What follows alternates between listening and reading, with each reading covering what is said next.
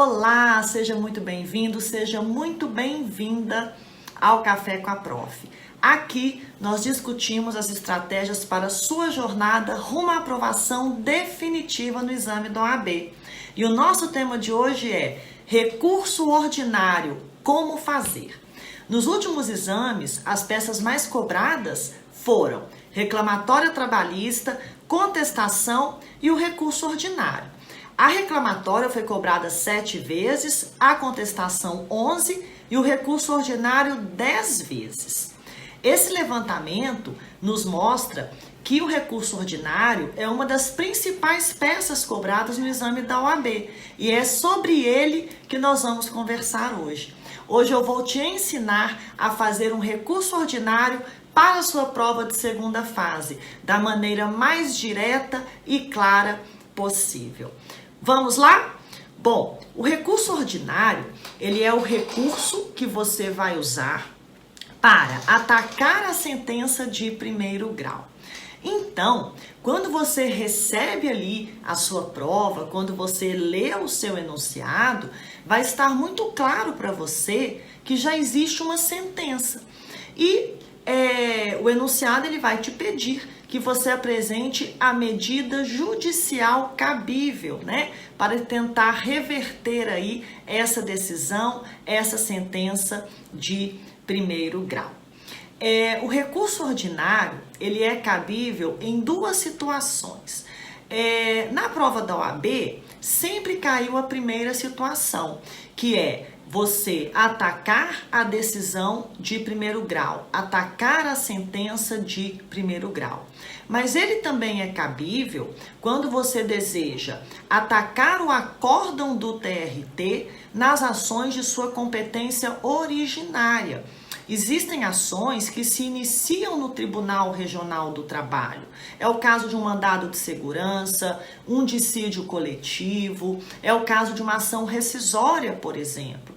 E nesse caso, o recurso cabível é o recurso ordinário e ele vai subir e será analisado pelo TST. Essa segunda hipótese aí é a previsão do inciso 2º do artigo 895 da CLT, que traz o recurso ordinário. O prazo para a interposição do recurso ordinário é de 8 dias úteis, ok? Bom, o recurso ordinário é composto de duas partes. A primeira parte é o que nós chamamos de folha de rosto e a segunda parte são as chamadas folhas de razões. Vamos começar então pela folha de rosto. A folha de rosto, ela será dirigida ao juiz prolator da decisão de primeiro grau, que é o que nós chamamos aí de juízo aquo. Esse juiz de primeiro grau, que é o juiz que deu a sentença, ele irá receber o seu recurso e irá verificar se os pressupostos de admissibilidade estão presentes, como, por exemplo, a legitimidade, a capacidade, o interesse processual, a tempestividade do recurso. Esse recurso foi interposto dentro do prazo de 8 dias, ok? Ele irá verificar também se o preparo foi feito da forma devida. O que é o preparo? É o pagamento das custas e a realização do depósito recursal, dentre outros requisitos aí que o recurso exige, ok?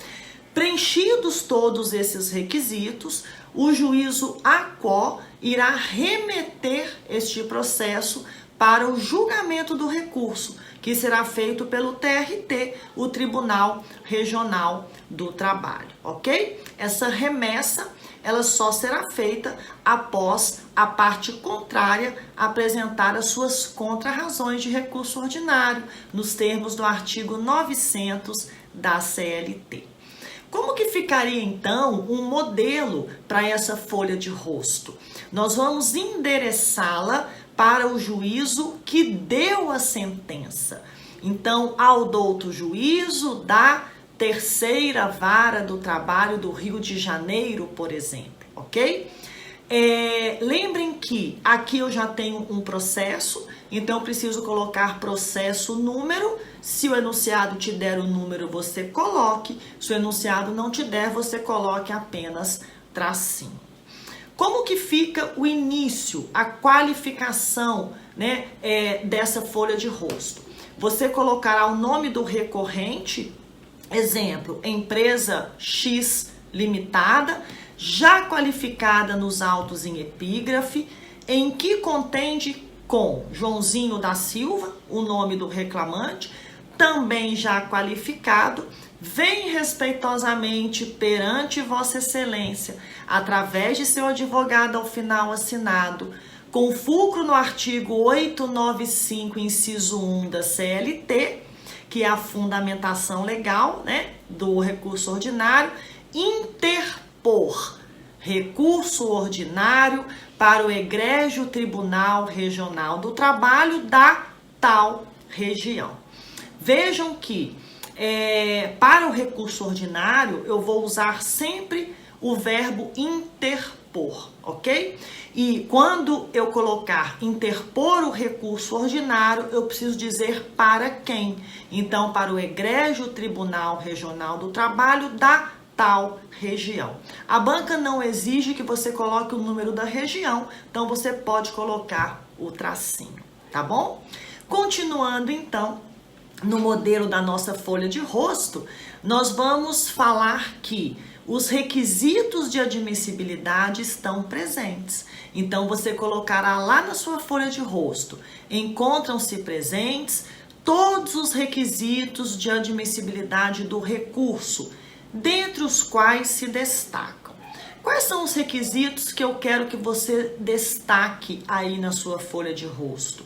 O pagamento das custas processuais e o depósito recursal, se você for a empresa reclamada.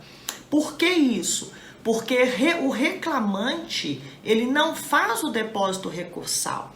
Qual que é a finalidade do depósito recursal? É você garantir aí parte do pagamento, né, do valor devido lá na frente. Então, a única pessoa que faz o depósito recursal é a empresa reclamada. O reclamante não faz o depósito recursal. Como é que você pode colocar isso aí na sua folha de rosto, né? Então, encontram-se presentes todos os requisitos de admissibilidade do recurso, dentre os quais se destacam 2 pontos. Letra A, custas processuais recolhidas no valor de. Se o enunciado lhe informar o valor, você coloque. Se ele não lhe informar, você coloque R cifrão, tracinho, ok? No prazo do recurso, conforme o comprovante anexo. Letra B, depósito recursal recolhido no valor de, no prazo do recurso, conforme comprovante anexo. Algumas situações que podem modificar aí a questão do recolhimento das custas e do depósito recursal. Pode ser que o recorrente seja o reclamante e que ele seja beneficiário da justiça gratuita. E aí ele não precisa fazer o pagamento nem das custas processuais. Nesse caso, você pode informar isso em uma única linha, dizendo que ressalta-se que o recorrente é beneficiário da justiça gratuita, motivo pelo qual não realizou o recolhimento das custas processuais, ok? Tá? E lembrar que depósito recursal é apenas para a reclamada. É preciso colocar o valor do depósito recursal? Não é preciso. Você pode colocar apenas R cifrão tracinho. Combinado? Feito isso, nós vamos finalizar a nossa folha de rosto. Então, nós vamos colocar lá os requerimentos, aquilo que você irá pedir na sua folha de rosto. Diante do exposto, requer o recebimento do presente recurso, a intimação do recorrido para apresentar as suas contrarrazões no prazo de 8 dias e a posterior remessa dos autos ao egrégio Tribunal Regional da tal região. Bom, nesses requerimentos, o que eu pedi? Eu pedi que o juiz recebesse o meu recurso, intimasse o recorrido à parte contrária para apresentar as suas contrarrazões ao RO, nos termos do artigo 900 da CLT, e após isso que ele envie o recurso, envie o processo para o tribunal, para que o meu recurso ordinário possa ser então julgado. Finalizo a folha de rosto com, nestes termos, pede deferimento, local e data, advogado, OAB, número tal. Lembrar de não colocar nada além disso na sua finalização, sob pena de identificação da prova, e aí você vai zerar a sua prova. A folha de rosto é bem simples. Terminada a sua folha de rosto, aí sim você irá partir para as razões do seu recurso ordinário. É essa parte que vai lhe dar um pouco mais de trabalho. As razões você já irá direcionar, irá endereçar para o tribunal, que é o órgão julgador do seu recurso, que é o chamado juízo ad quem. As folhas de razões, elas são o recurso propriamente dito, ok? E serão compostas pelos seguintes tópicos: preliminar de mérito, prejudicial de mérito, mérito, requerimentos finais e a finalização. Viram que não tem muito mistério, né? Se você já aprendeu a fazer a reclamatória trabalhista, se você já aprendeu a fazer a contestação, o recurso ordinário se mostra muito mais fácil, porque muito do que você irá colocar aqui, você já fazia na sua contestação principalmente, tá? Então não tem muito mistério quando nós falamos aí do recurso ordinário, que talvez seja uma peça que os alunos têm o maior medo, né? Porque ela é dividida em folha de rosto, folha de razões, assim uma certa dificuldade em decorar, né, essas folhas, principalmente a folha de rosto, mas depois que você escreve bastante, que você pratica bastante, que você repete muito, você vai ver que fica muito tranquilo de fazer, tá bom? Bom, vamos começar então pelo endereçamento das nossas folhas de razões, que será para o Egrégio Tribunal Regional do Trabalho da tal região, ok?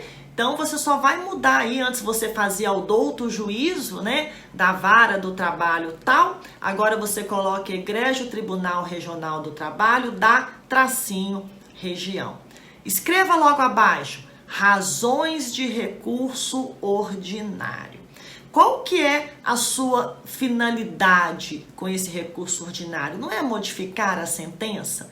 Então, logo abaixo de razões de recurso ordinário, você escreva uma frase curta: a respeitável sentença não merece ser mantida, razão pela qual requer a sua reforma. Né? Seja respeitoso, diga ao juiz que a sentença dele é ótima, mas que você quer que ele reforme a sua sentença, né? Na verdade, não é o juiz de primeiro grau que irá reformar, e sim o TRT. É exatamente por isso que nós temos dois juízos de admissibilidade recursais: o juízo ACO, que é o prolator da decisão, e o juízo ad quem, que é o órgão julgador. O seu recurso sempre será julgado por um órgão diferente, uma vez que o entendimento do juiz que deu a decisão eu já tenho e ele não irá mudá-lo. Por isso que o seu recurso sobe para o TRT, para que lá ele seja analisado, pois pode ser que o tribunal tenha um entendimento diferente daquele trazido pelo juiz de primeiro grau. Feito isso, nós vamos analisar primeiramente se existe alguma preliminar de mérito. No recurso ordinário, as preliminares de mérito, elas se relacionam com as nulidades processuais, tá? Então, existem alguns tipos de preliminar de mérito, onde você irá requerer a nulidade da sentença e o retorno dos autos ao juízo ACO para que ele realize algum tipo de ato processual que está eivado de nulidade. Em outros casos, não. E é isso que eu vou demonstrar para você aqui agora, tá? Bom, quando você se deparar no seu enunciado com nulidades processuais do tipo nulidade de citação, né, que foi feito lá atrás, no início do processo, ou ainda um cerceamento de defesa, como por exemplo, o juiz não ouviu a testemunha porque ela também litigava contra o mesmo empregador, né? Existe essa possibilidade aí prevista na súmula 357 do TST, tá? Ou ainda, o juiz indeferiu a prova pericial, tá? Ou às vezes nem indeferiu, mas o pedido mas era obrigatório para um pedido, por exemplo, de adicional de periculosidade ou insalubridade, que tivesse sido feita a perícia e o juiz não fez. Isso tudo entra na hipótese de cerceamento de defesa. Quando ocorrer esse tipo de situação, seja uma nulidade de citação, seja um cerceamento de defesa, você irá fazer a sua preliminar de mérito, mas deverá, ao final, naquele parágrafo, que é o último parágrafo do pedido, requerer o quê?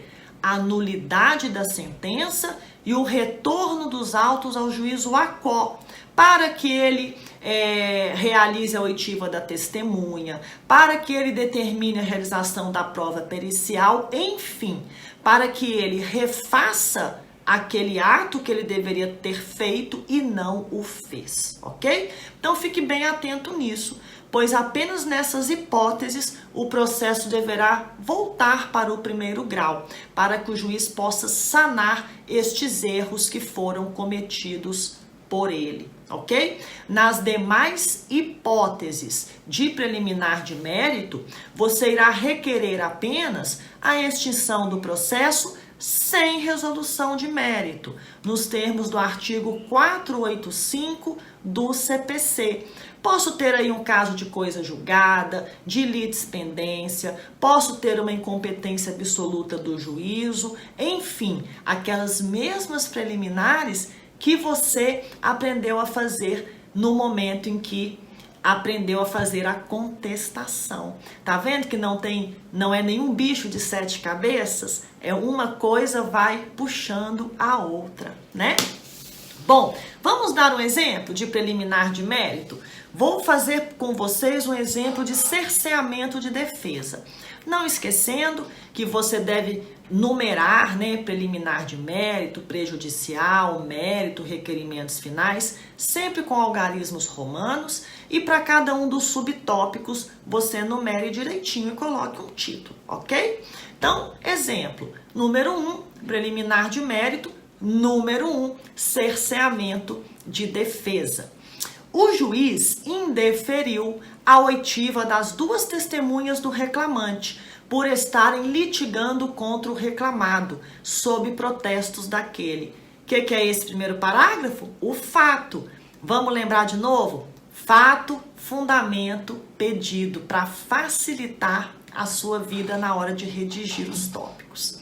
Segundo parágrafo, vem a fundamentação.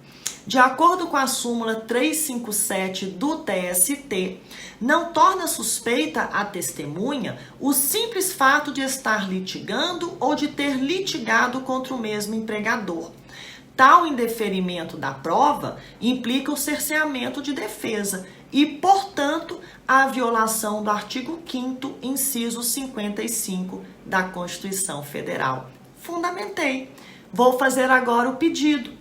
Diante do exposto, requer a nulidade da sentença e o retorno dos autos ao juízo ACO, a fim de que seja reaberta a instrução processual e ouvida a testemunha. Pedido. Simples assim. Segundo item que pode ter no seu recurso ordinário é a prejudicial de mérito. E você já sabe, a prejudicial de mérito, ela trata de prescrição, né? Normalmente uma prescrição bienal ou uma prescrição quinquenal. E aqui também não tem muito segredo, uma vez que ao aprender a contestação, você também já aprendeu a fazer a prescrição, ou melhor, a prejudicial de mérito. Vou dar um exemplo para você de uma prejudicial de mérito de um recurso interposto pelo reclamado, ok? Recurso interposto pelo reclamado, arguindo pela primeira vez a prescrição bienal, porque a prescrição ela pode ser arguída nas instâncias ordinárias, então aqui também em sede de recurso ela também poderá ser arguída. Vamos lá? O juiz condenou a reclamada ao pagamento das verbas rescisórias oriundas do contrato de trabalho extinto em 10/2 de 2007. E, não obstante, o ajuizamento da ação tenha ocorrido apenas em maio de 2011. Fundamento. Segundo os artigos 7º, inciso 29 e artigo 11 da CLT e a súmula 308, inciso 1 do TST, opera-se a prescrição bienal, quando o ajuizamento da ação ocorrer após o prazo de 2 anos após a extinção do contrato de trabalho. No caso, a ação já ultrapassou o limite legal, tendo em vista que a reclamatória foi proposta apenas em maio de 2011. Cumpre ressaltar que a súmula 153 do TST admite o conhecimento da prejudicial ora arguída por se tratar de instância ordinária. Faço o pedido agora. Na prejudicial eu vou pedir o quê? Extinção do processo com resolução de mérito. Então, diante do exposto, requer a extinção do processo com resolução do mérito, nos termos do artigo 487, inciso 2 do CPC, e sucessivamente, caso não seja acolhida a prejudicial de mérito, a análise dos demais itens a seguir expostos. Tranquilo, não é? Porque você já aprendeu a fazer na contestação, e aqui você vai apenas adaptar aí para o caso do recurso ordinário. Terminada a prejudicial de mérito, nós vamos para o terceiro tópico das nossas folhas de razões, que é o mérito. No mérito, você irá falar sobre cada um daqueles pedidos que você deseja reverter com o seu recurso ordinário. Portanto, fique atento, você só deverá fazer isso em relação àquilo que foi deferido ao reclamante, se você é a reclamada e está interpondo o recurso ordinário, ou se você está interpondo o recurso ordinário pelo reclamante, ficar atento àquilo que foi indeferido ao mesmo em sede de sentença. Aqui também você pode dividir em 3 parágrafos. No primeiro parágrafo, você já pode usar uma frasezinha pronta. Aí coloque lá, por exemplo, o juiz julgou procedente o pedido de condenação do reclamado ao pagamento de horas extras, bem como os seus reflexos, ok? Então, o juiz julgou procedente o pedido de pagamento de horas extras. Você pode começar a frase sempre dessa forma. O juiz julgou procedente o pedido X. Ou se você está recorrendo pelo reclamante, claro, isso vai mudar. O juiz julgou improcedente o pedido de horas extras, ok? Feito esse primeiro parágrafo, no segundo parágrafo você irá fazer o quê? Fundamentar, né? Então você pode iniciar o seu segundo parágrafo com a seguinte frase: a sentença não merece ser mantida, pois, e aí você faz a sua fundamentação. No pedido, você irá requerer a reforma da sentença. Então, inicie o seu terceiro parágrafo com: diante do exposto, requer a reforma da sentença para, ok? E aí, continue a escrever o motivo pelo qual você está requerendo a reforma da sentença. Vamos fazer um exemplo prático? Olha só. Primeiro parágrafo. O juiz julgou improcedente o pedido de condenação do reclamado ao pagamento de horas extras, bem como os seus reflexos. Fato, tirei lá do enunciado. Segundo parágrafo. A sentença não merece ser mantida, pois restou comprovada a jornada extraordinária, por meio da confissão do preposto do recorrido, o qual afirmou que a jornada de trabalho do recorrente somava 50 horas semanais, né? Isso aí foi informado para você também no seu enunciado, é a sua fundamentação. Veja que aqui não tem artigo, né? Eu não citei nenhum artigo, nem súmula, nem nada, porque me baseei na confissão do preposto, ok? Finaliza, terceiro parágrafo. Diante do exposto, requer a reforma da sentença para julgar procedente o pedido de pagamento das horas extras.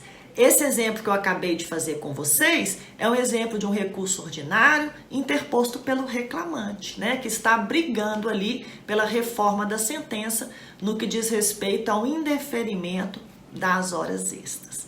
Você vai fazer isso com todos os tópicos de mérito que o enunciado lhe fornecer, lembrando sempre de numerar, né, e de dar um título para cada uma das suas teses de mérito. Terminou de fazer o mérito? Requerimentos finais. Diante do exposto, requer o conhecimento do recurso, bem como o acolhimento da preliminar de mérito e o acolhimento da prejudicial de mérito. E no mérito, requer o provimento do recurso para fins de reforma da sentença.